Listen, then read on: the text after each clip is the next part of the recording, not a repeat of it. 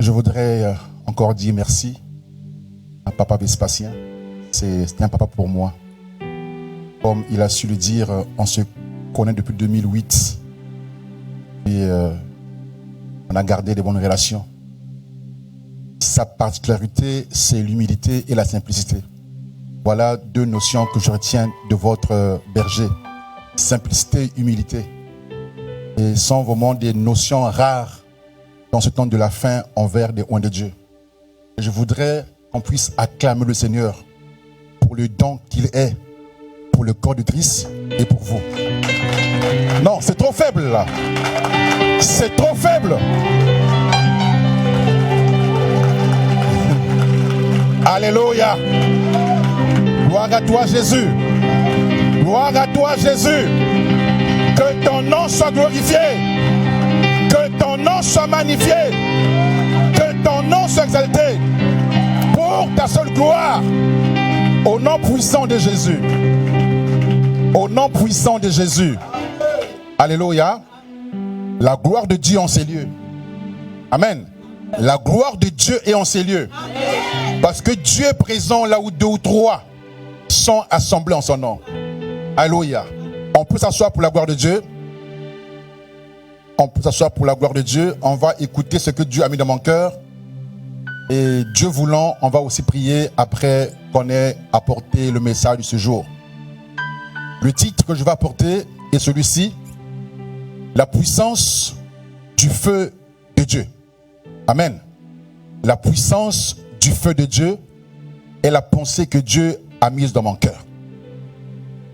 Et je vais juste commencer pour dire une chose. Que le Dieu auquel toi et moi appartenons est un feu. Amen.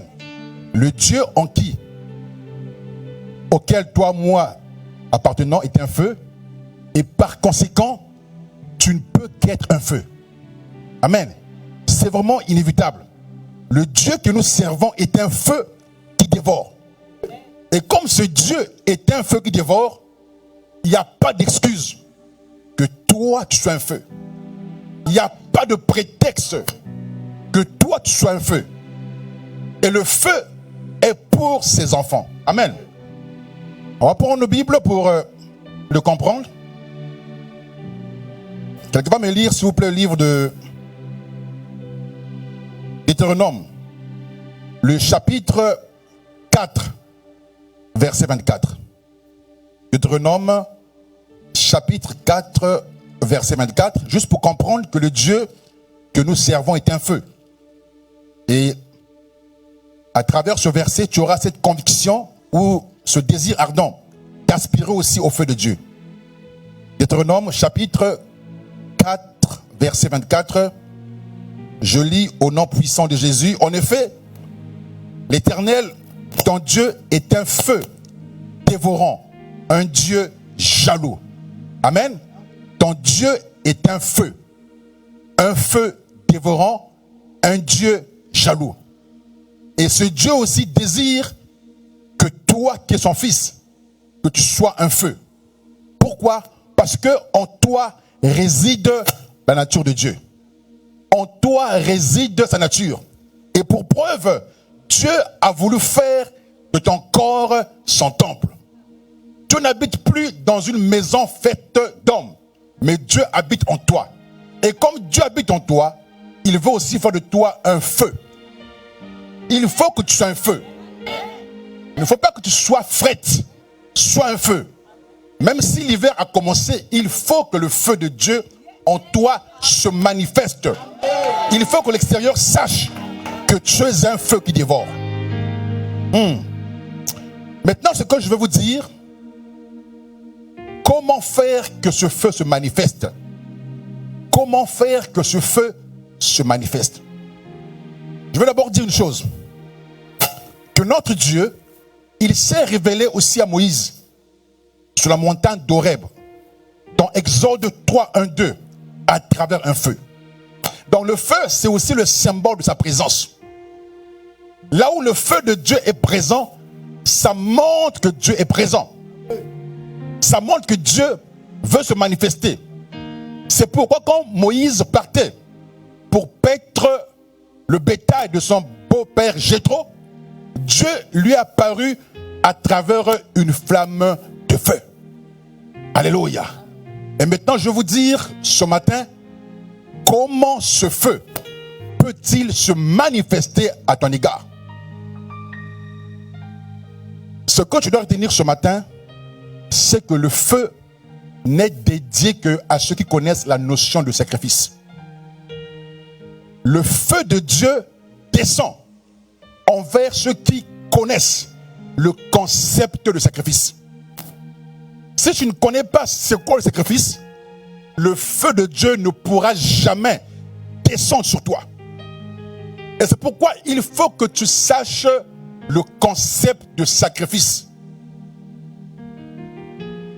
Il faut sacrifier quelque chose pour que le feu descende. Sans sacrifice, vous ne verrez jamais le feu de Dieu. Et quand on prend la Bible, dans le livre de Hébreux, si ma mémoire est bonne, quelqu'un va nous aider à lire ce verset.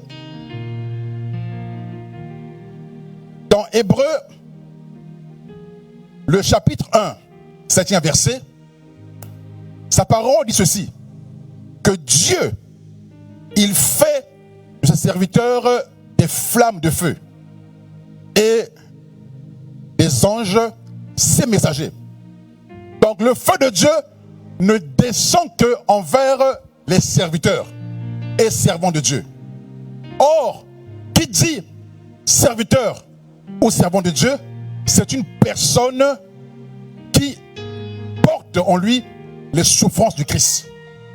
Parce qu'on ne sert pas Dieu pour soi-même, mais on sert Dieu pour autrui.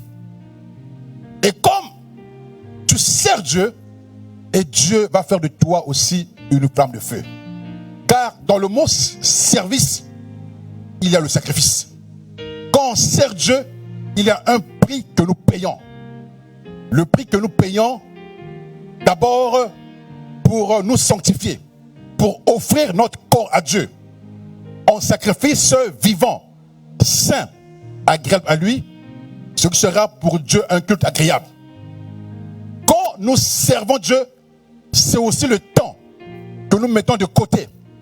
Parfois, nous avons des occupations légitimes qu'on met de côté pour servir Dieu. Car nous voulons que notre temps puisse être une bénédiction pour les saints et les saintes. Parfois, tu as des occupations légitimes, mais au nom du sacrifice, tu es contraint parfois à les délaisser pour être un canal de bénédiction pour autrui. Et quand Dieu voit le sacrifice que tu consens pour autrui, Dieu ne peut que répandre le feu sur toi. Le sacrifice, c'est aussi le temps que tu prends devant le Seigneur dans la prière. Dans la prière. Tu aurais pu prendre tes décisions par toi-même, mais tu prends le temps de le consulter. Tu prends le temps de parler à Dieu. Tu prends le temps de l'interroger afin que Dieu puisse t'enseigner, afin que Dieu puisse t'orienter. Ça, c'est aussi un sacrifice. Car dans le monde, les gens prennent leurs décisions comme ils le veulent. Mais nous, enfants de Dieu, on est appelés à consulter Dieu, peu importe les circonstances, pour ne pas être comme des enfants de rebelles qui vont contracter des alliances sans avoir consulté Dieu. Mais nous, enfants de Dieu, nous avons ce devoir de nous approcher auprès du trône de la grâce. Et c'est encore un sacrifice. Car prier est un sacrifice. Prier demande de l'énergie. C'est pourquoi le diable combat plusieurs enfants de Dieu à ne pas prier. Car il sait que la prière libère les bénédictions. Et la prière est aussi un sacrifice. C'est pourquoi alors Dieu a décidé de manière souveraine de faire de ses serviteurs et servantes une flamme de feu. Le feu ne descend que là où des hommes et des femmes sont disposés à payer le prix. Sans sacrifice, on ne verra jamais le feu. Amen. Et je me souviens du livre que l'apôtre m'avait prêté il y a quelques années sur un réveil qui s'est produit en 1906 aux États-Unis à travers un homme. Cet homme était dans la prière. Dans la prière, dans la prière. Et Dieu, à travers lui, il a répandu un réveil sur la rue Azusa. Cet homme s'appelle Seymour. Pendant que le pays vivait une crise où les gens ne croyaient plus au Seigneur, cet homme a décidé de se réfugier dans le Seigneur, a payé un prix dans la prière. Et c'est à travers la rue Azusa que le réveil aussi a gagné d'autres nations. Des gens ont quitté leur territoire venant chercher Dieu sur la rue Azusa. Pourquoi? Parce qu'il y a un homme qui était prêt à sacrifier son temps pour chercher Dieu, pour que le Dieu de la Bible soit concret dans la vie des gens. Le Dieu que nous servons ne peut être concret dans nos vies que si on est prêt à payer le prix. Sinon, ce Dieu ne va qu'être qu'un Dieu littéraire. Nous ne voulons plus d'un Dieu littéraire. Nous voulons d'un Dieu qui est concret. Un Dieu qui parle. Un Dieu qui agit. Un Dieu qui se manifeste. Ce Dieu n'est pas un Dieu du passé. Ce Dieu est aussi actuel. Mais ce Dieu, il va au contraire se révéler à ceux qui savent le mot sacrifice. Le mot sacrifice. Et nous savons comment en Occident, avec ce que nous avons comme occupation, plusieurs gens ne veulent pas du tout servir Dieu. Ils laissent le travail de Dieu seulement aux pasteurs. Et eux, ils sont contents dans leurs occupations de tous les jours. Et ce n'est que quand les choses vont mal dans leur vie, ils viennent à l'église. On ne vient pas à l'église parce que les choses vont mal. Mais on vient à l'église parce que nous avons une communion avec Dieu. Ne faisons pas de l'église comme un hôpital. L'église est un endroit où on vient pour être unis avec le Seigneur et avec tes frères et sœurs. Mais en Occident, ce que je comprends, que les gens viennent à l'église, c'est parce que dans le monde, ils ont cherché une solution, ils n'ont rien trouvé, et l'église est devenue pour eux comme seul endroit pour des bénédictions. Mais on doit aller au-delà des bénédictions. On doit cultiver avec Dieu une intimité. On doit aimer Dieu. Et pour ce faire, le mot sacrifice doit être notre leitmotiv. Si nous voulons voir le feu de Dieu se produire, ça prend un sacrifice. Ça prend un sacrifice. Et dans la Bible, j'ai noté deux exemples. D'abord, d'un homme de Dieu et aussi d'un groupe des enfants de Dieu qui ont payé le prix. Qui ont payé le prix. Donc, le sacrifice, après Dieu a répandu son feu. Donc, j'ai pris des exemples pour vous montrer que Dieu peut en même temps se montrer envers un ou un, mais aussi envers ses enfants, les enfants de Dieu. Que tu aies un titre à l'église ou pas, Dieu peut répandre son feu sur toi. Car c'est une illusion de penser que le feu n'appartient qu'aux pasteurs, qu'aux prophètes et apôtres. Mais le feu de Dieu est réservé à tous, à tout le monde, mais qui est prêt pour le sacrifice. Amen. On va prendre donc le premier exemple qu'on verra de ceux qui ont payé le prix du sacrifice et qui ont vu le feu de Dieu se manifester dans leur vie. Premier cas. Un roi 18, 36 à 39. Un roi 18, 36 à 39. Je lis cela au nom puissant de l'agneau. Je vais lire le texte, après je vais expliquer le contexte. À cause du temps, je n'ai pas voulu lire tout le chapitre, mais lire au moins les versets essentiels, et après vous donner lecture du contexte. Donc, 1 Roi 18, 37-39, je lis au nom puissant de l'agneau. Au moment de la présentation de l'offrande, le prophète Élie s'avança et dit: Éternel, Dieu d'Abraham, d'Isaac et d'Israël, que l'on sache aujourd'hui que c'est toi qui es Dieu en Israël, et que moi, je suis ton serviteur. Et j'ai fait tout cela sur ton ordre. Réponds-moi, Éternel, réponds-moi, afin que ce peuple reconnaisse que c'est toi, Éternel, qui es Dieu, et que c'est toi qui ramènes leur cœur vers toi. Le feu de l'Éternel tomba. Alors, il brûla l'holocauste, le bois, les pierres et la terre, et il avala l'eau qui était dans le fossé.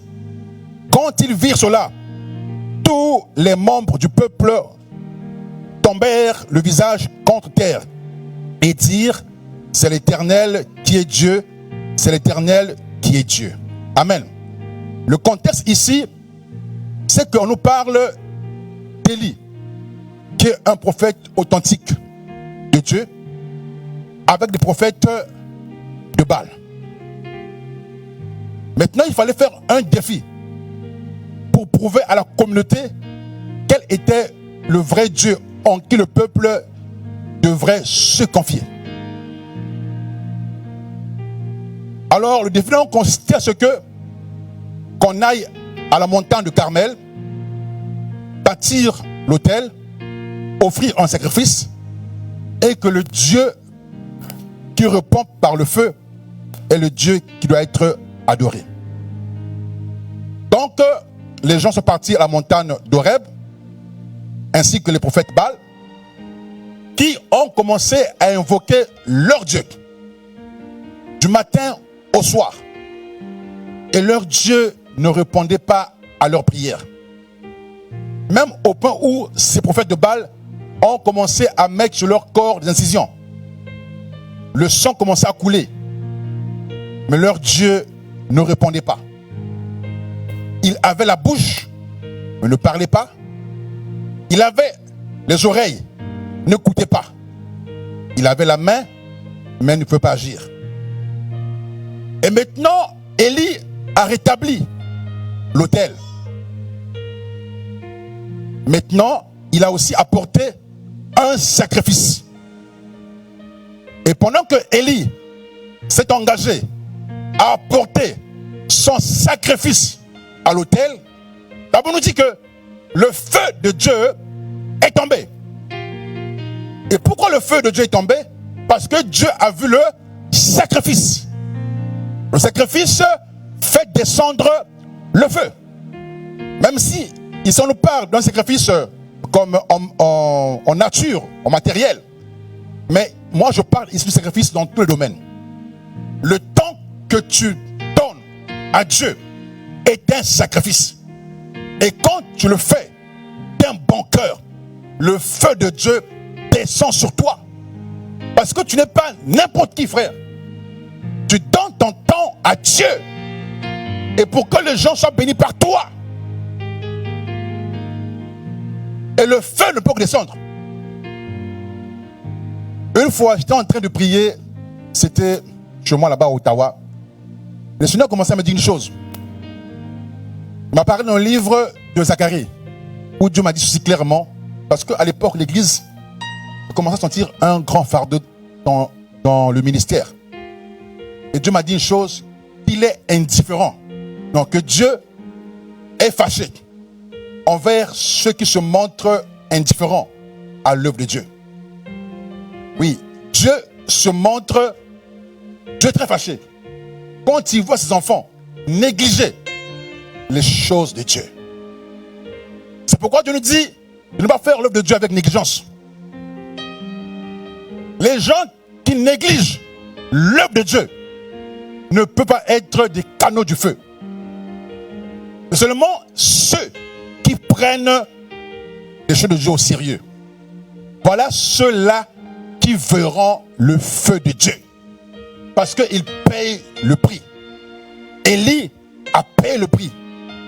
Élie a offert ce qui était précieux. Un sacrifice, c'est quelque chose qui doit en fait te coûter. Tu dois sentir que tu souffres pour le faire. Un sacrifice, c'est quelque chose qui est juste superficiel. Quelque chose qui doit te toucher profondément. Tu dois sentir que tu travailles pour Dieu. Alléluia. Le Seigneur m'a fait grâce d'être à la tête d'une église qui au départ était composée quasiment à 70% d'Haïtiens. 70%, je dis bien, au départ. Mais moi, je suis Congolais. Et les gens, au départ, qui venaient à l'église, ne comprenaient pas comment le pasteur, il est Congolais, mais quasiment 70% des membres sont Haïtiens. Les gens me posaient des questions. Les gens ne savaient pas que moi, je partais dans leur maison pour prier pour eux. Ce n'est pas des gens que j'ai été rencontrés dans les églises. Je leur dis, venez à mon assemblée. Je partais dans leur maison. Dans leur maison. Parce que beaucoup étaient confrontés au vaudou. Donc je prenais mon temps. Je travaille comme vous ici. Vous savez que ici, le pasteur en action, il travaille. Parfois, j'offre mes 8 heures à l'hôpital et mon heure de disponibilité, je l'offre au Seigneur et aller dans les maisons des gens. Je prie pour les gens. Et Dieu intervenait. Alors, c'est alors que maintenant que je vois maintenant l'arrivée de nos frères d'Haïti à l'église. Et à l'époque, ils étaient 70% des gens qui composaient l'église. Pourquoi? Parce que je m'étais engagé à offrir mon temps. Mon temps pour aller vers les gens. Dans leur maison, prier pour eux, les écouter et les conseiller. Après, cela donne des résultats. Mais aujourd'hui, les gens veulent rester dans leur confort et attendre que le réveil vienne. Mes amis, le réveil ne viendra pas quand tu te croises tes pouces dans ta maison, devant ton écran, avec ta manette, de voir tes films là, toute la journée, et tu n'as aucun souci, tu n'as aucun fardeau, des gens qui souffrent. Frère, tu ne veux rien. Tout le monde ici est content quand il voit le mouvement de réveil qui se produit en Afrique, partout. Mais c'est que des gens ont soif. Les gens ont dit, même si on a des moyens, mais il y a des gens qui sont en train de périr. Il y a des gens qui vont en enfer. Mais nous qui avons la vérité, qu'est-ce qu'on en fait? Qu'est-ce qu'on fait de la vérité qu'on a reçue de Dieu? L'amour de Dieu doit nous pousser à aller vers autrui. Quand on a le feu de Dieu, il faut aller vers autrui. Et les gens qui sont indifférents à l'œuvre de Dieu ne pourront jamais et en aucun cas voir le feu. Même Dieu, pour nous sauver, il envoyait ce qui était le plus précieux. Un sacrifice. Le salut de Dieu en Christ, c'est aussi la preuve d'un sacrifice. Et toi, qu'est-ce que tu fais de l'œuvre de Dieu? Tu désires voir le feu, ou bien tu es admiratif de ce que tu vois sur Internet, à travers qui Dieu passe pour faire des miracles. Mais Dieu aussi peut le faire à toi aussi. L'esprit qui agit envers ceux que tu admires sur Facebook, le même esprit qui est sur toi. Tu n'es pas quelqu'un inférieur à ce que tu vois sur Internet. Depuis que le rideau a été ôté, tous avons accès devant le Seigneur. On n'est plus sous la loi où seulement des individus particuliers avaient accès à Dieu. Tous sont appelés les sacrificateurs du Seigneur. Maintenant, dans la pratique, montrant à Dieu sacrifice pour voir le feu.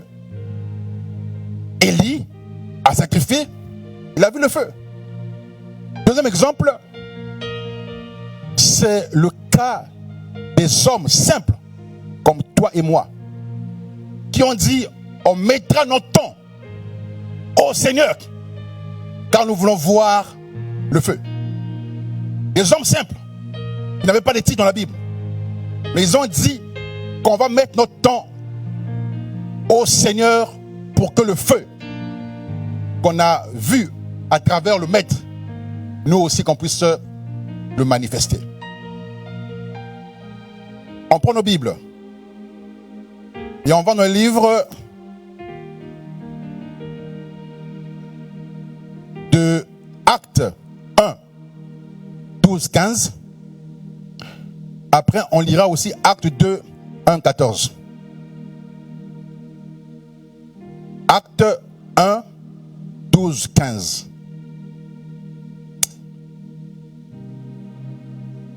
Gloire à toi, Jésus. Acte 1, 12, 15. Je lis au nom puissant de Jésus.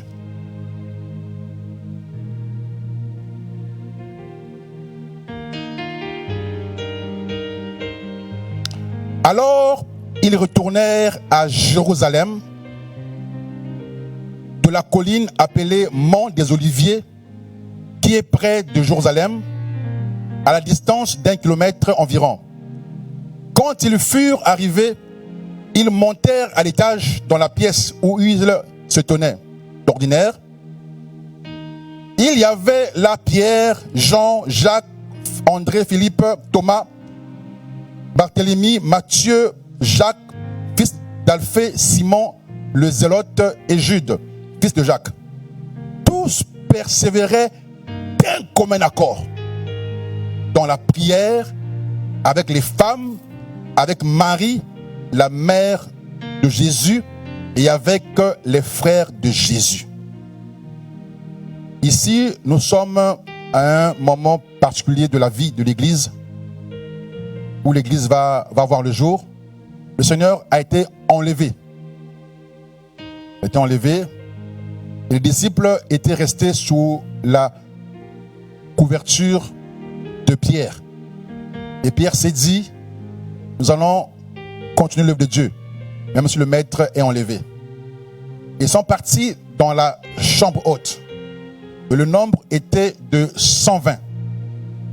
La Bible nous dit ici que tous d'un commun accord, ils persévéraient. La Bible ne nous dit pas ici que seulement Pierre, qui est apôtre, qui priait, mais tous d'un commun accord. Donc il y avait l'accord, il y avait l'harmonie, il y avait l'unité. Ils ont persévéré sans opposition, sans murmure, sans suspicion, mais dans le but de voir le réveil. Il y a des gens qui ont de la difficulté à être ensemble pour prier. Le diable met en eux toujours des idées négatives, de suspicion, la haine envers le frère.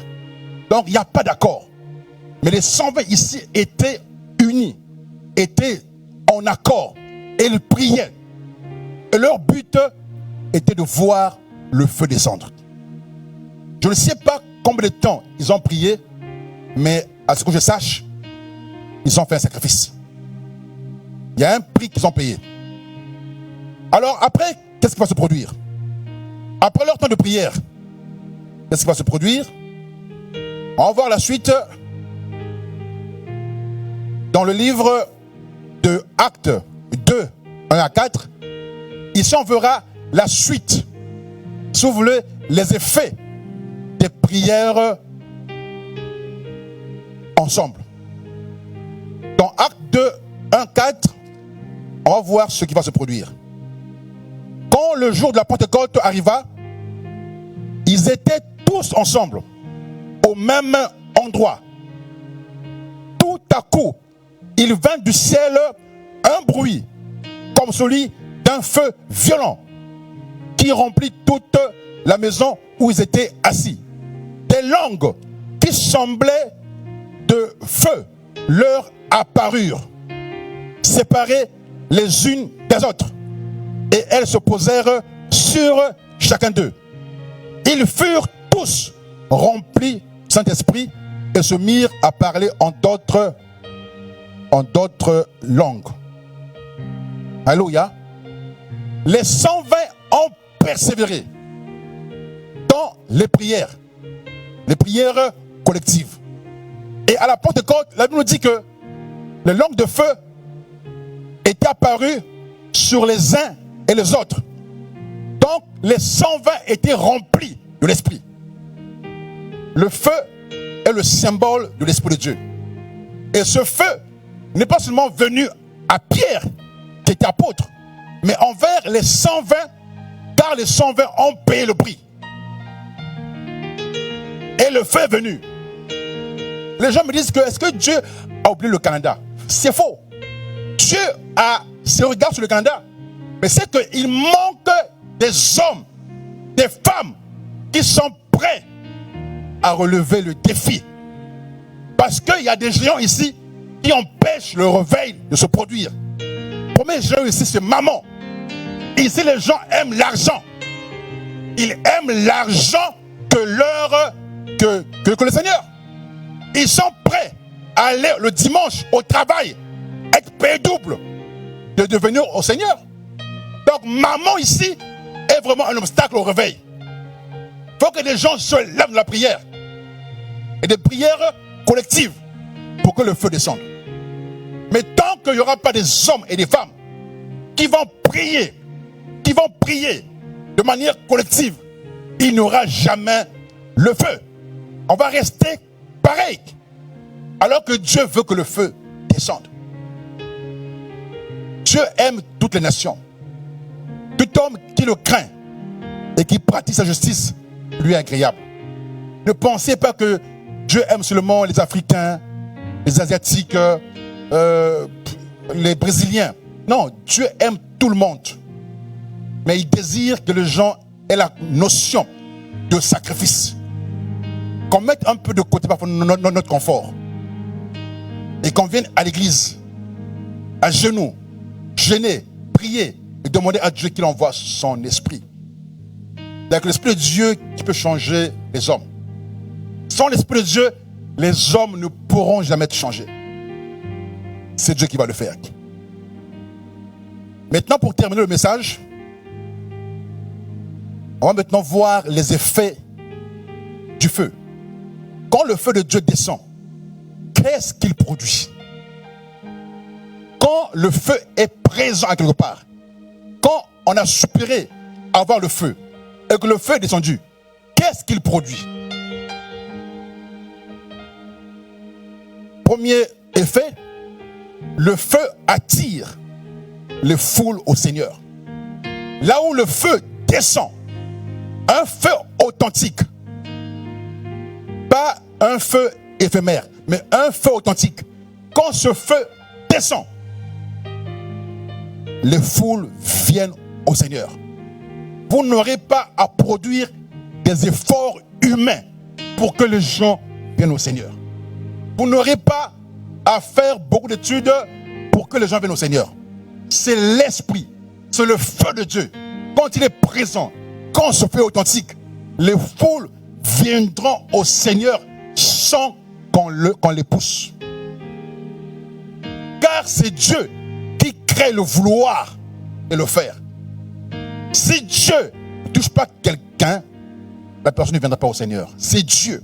Donc c'est le feu qui doit le faire. Le feu attire les foules.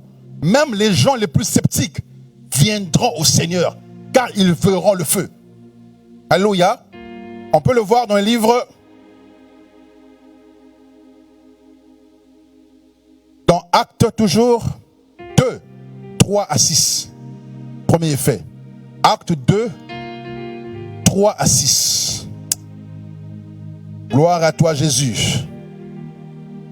Gloire à toi, si Jésus. À ce bruit, ils accoururent en foule et ils furent stupéfaits parce que chacun les entendait parler dans sa propre langue. Ils étaient tous remplis d'étonnement et d'admiration et ils se disaient les uns aux autres: ces gens qui parlaient ne sont-ils pas tous galiléens? Comment se fait-il donc que nous les entendons chacun dans notre langue maternelle. Alléluia. Lorsque le feu descend, les foules accourent vers le Seigneur. Ce ne sont pas des efforts humains qui vont convaincre les gens à venir au Seigneur. Mais c'est le Seigneur lui-même, par son feu, qui va attirer les foules à lui. Amen. Deuxième effet du feu, et après on va prier. Gloire à toi Jésus. Le feu nous rend invincibles face à Satan. Le feu nous rend invincibles face à Satan. J'ai vu plusieurs personnes qui ont peur de mourir à cause qu'ils craignent du vaudou dans leur famille. À cause qu'ils craignent la sorcellerie de leur famille. Parce que ces gens ne savent pas que si le feu de Dieu était en eux, ce feu-là allait dévorer tout de suite ces sorciers qui sont en train de les maltraiter. Le feu nous rend invincibles face à Satan. Dans Actes 28, 3 à 6, on va voir comment le feu a rendu l'apôtre Paul invincible face à Satan, qui est ici l'image du serpent. Gloire à toi Jésus. Quelqu'un va me lire cela s'il vous plaît? Quelqu'un va se lever, va nous lire Actes 28, 3 à 6. Après on va prendre un temps de la prière.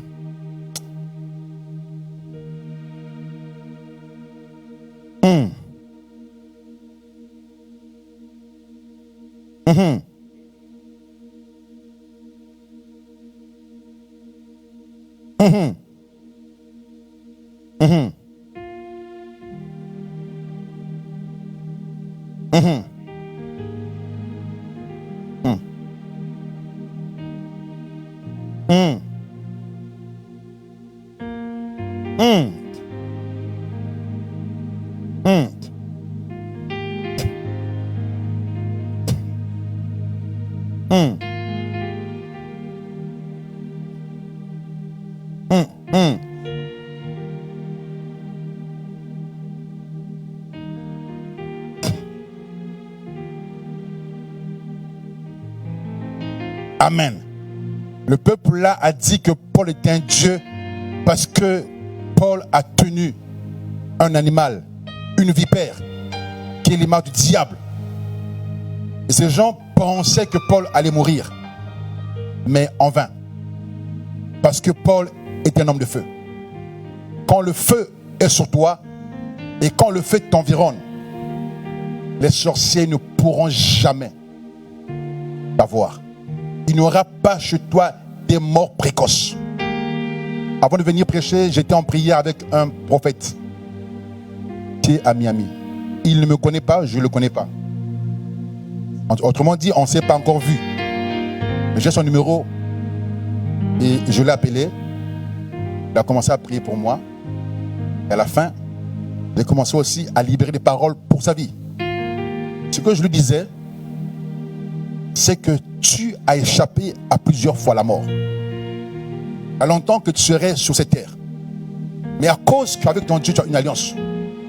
C'est pourquoi Dieu t'a préservé et que la mort ne t'a pas atteint. Et je lui ai encore dit de la part du Seigneur que ceux qui ont choisi ta mort, ils vont partir eux-mêmes. Dieu va les confondre. Et à la fin de la prière, il m'avoue que ce que je lui ai dit était vrai. Depuis l'âge de 15 ans, il a été délaissé par la famille. Et ses cousines, ses tantes, ont tenté par du vaudou à l'éliminer. Jusqu'à maintenant. Et cela ne s'est pas produit. Et si bien qu'il y a quelques années passées, il y a aussi une de ses tantes qui voulait qu'il meure, qui est partie avant lui. Pourquoi il est encore en vie? C'est parce que c'est un homme de feu. Le feu nous rend invincibles face à Satan. Ne crains pas Les sorciers, comme nous sommes proches de la fin de l'année, ils font souvent leur sacrifice pour atteindre les enfants de Dieu.